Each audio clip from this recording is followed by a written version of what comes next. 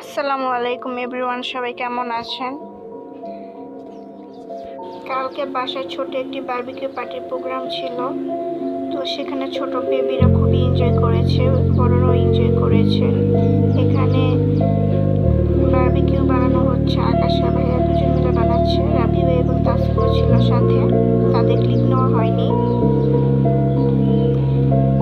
পরোটা ভেজেছিলাম আমি আর আপু দুজনে মিলে বারবিকিউ দিয়ে খাওয়ার জন্য। কালকে ছাদে মোটামুটি ভালোই ঠান্ডা ছিল। তো আমি পরোটা ভাজার পরে বাচ্চাদের জন্য একটু ফ্রেঞ্চ ফ্রাই ভেজেছিলাম। আর আমাদের বাসায় ফ্রাইটা আমার অনেক পছন্দ করে। ভাজা গিয়ে আমি কিছু